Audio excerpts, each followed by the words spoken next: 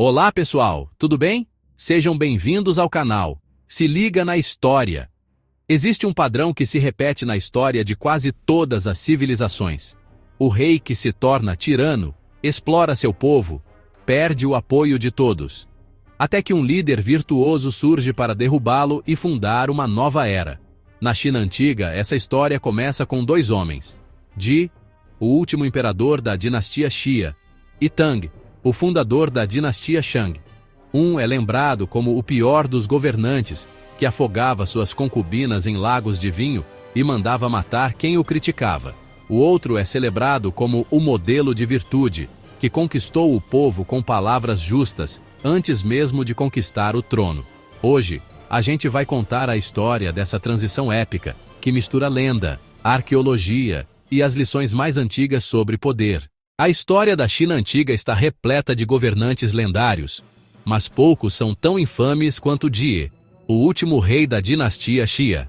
Sua lenda serve como um conto de advertência sobre como o poder absoluto pode corromper absolutamente.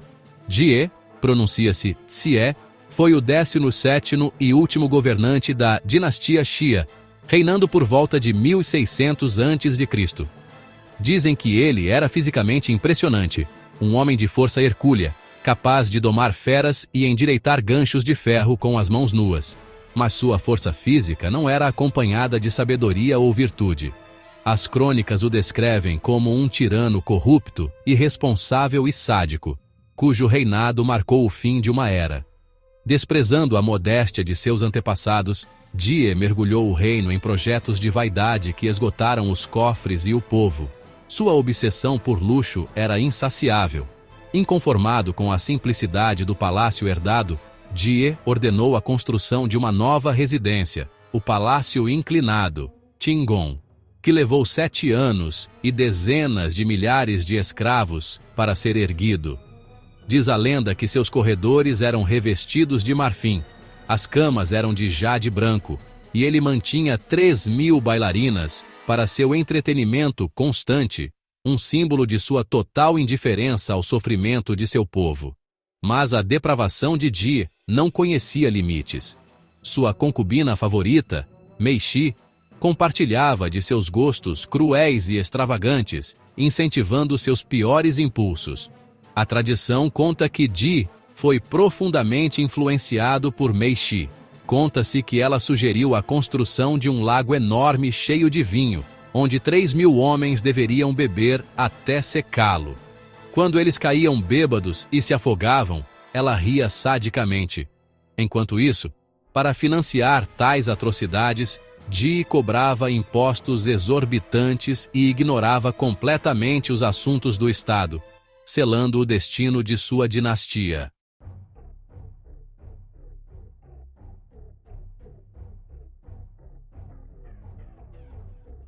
Alguns ministros tentaram alertá-lo.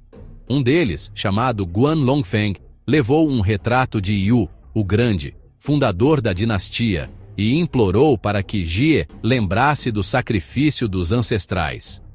Jie, furioso, queimou o retrato e mandou decapitar o ministro.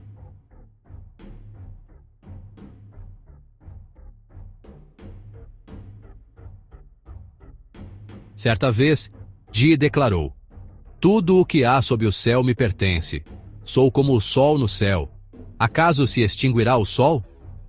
O povo, ouvindo isso, passou a apontar para o astro e dizer: "Quando perecerás? Que seja o mais rápido possível, mesmo que morramos juntos." O ódio era geral.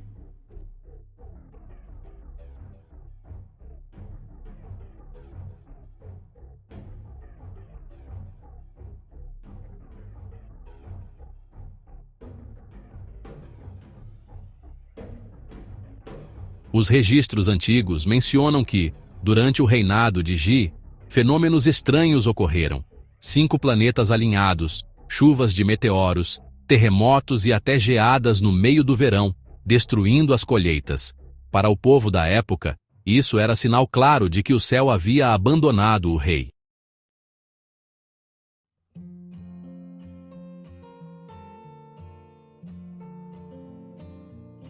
Enquanto Ji se afundava no luxo, um reino vassalo crescia em poder e prestígio.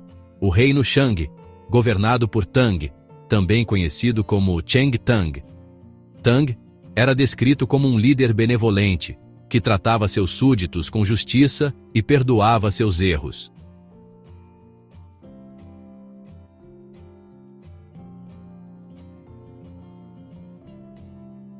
Tang teve a sabedoria de cercar-se de conselheiros capazes. O mais famoso era Yi Yin, que começou como escravo e cozinheiro, mas impressionou Tang com sua análise das questões políticas e se tornou seu braço direito.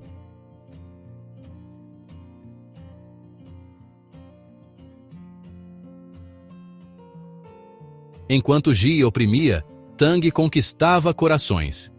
Ele reduzia impostos, tratava os camponeses com dignidade e, segundo as crônicas, conseguiu reunir mais de 40 tribos e reinos menores sob sua liderança.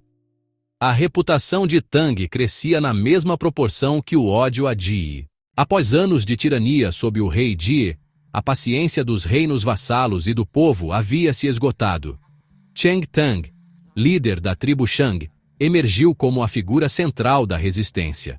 Ele forjou alianças estratégicas e, sentindo que o momento era propício, mobilizou seu exército, marchando em direção ao coração do território Xia para o confronto final.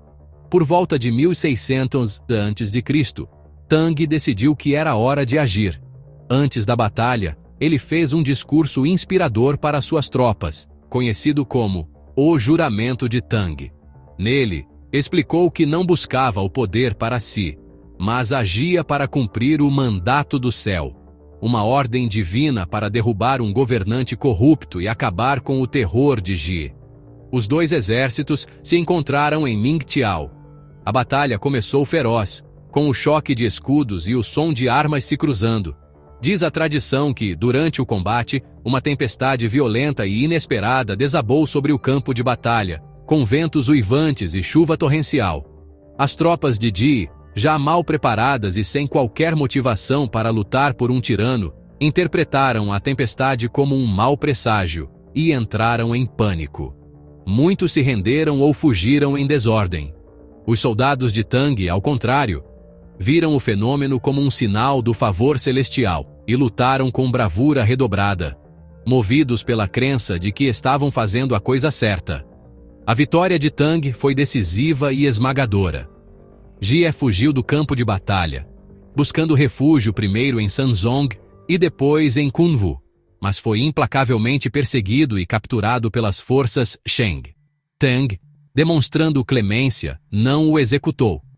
Em vez disso, exilou-o em Nanchao, onde Ji viveu o resto de seus dias até morrer de doença. Com a derrota de Ji, a dinastia Xia, que segundo a tradição durara cerca de 500 anos, chegava ao fim. Tang, aclamado como um libertador, fundou a dinastia Shang, que governaria a China por mais de 600 anos, inaugurando uma nova era de desenvolvimento cultural e tecnológico.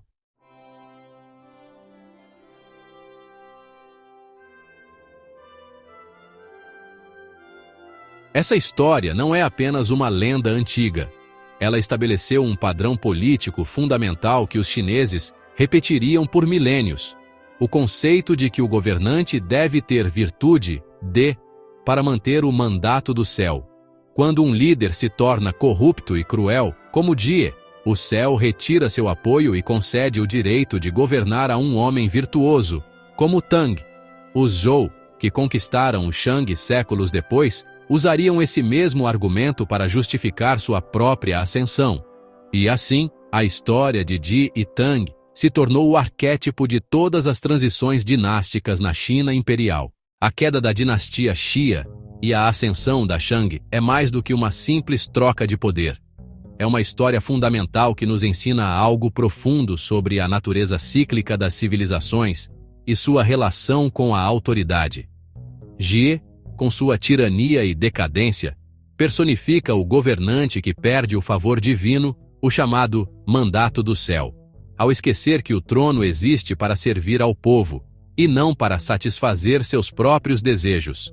Em contrapartida, Tang Deshang emerge como o herói virtuoso, o líder que ouve o clamor popular e representa a esperança de que a justiça pode prevalecer. Independentemente de a dinastia Xia ter sido uma realidade histórica ou uma construção mitológica para justificar a tomada de poder, o impacto dessa narrativa é inegável. Ela estabeleceu um padrão, um roteiro que se repetiria por milênios, moldando a identidade política da China e a própria ideia de legitimidade de um governo. E você, o que acha?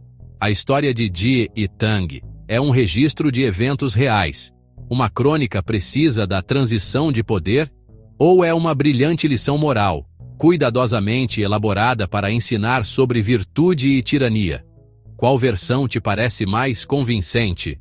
Deixe sua teoria aqui nos comentários. Eu estou genuinamente curioso para saber sua opinião. Se você gostou de mergulhar nessa incrível saga sobre a queda de uma dinastia e a ascensão de outra, não se esqueça de deixar aquele like para fortalecer o nosso trabalho e nos ajudar a trazer mais histórias como essa.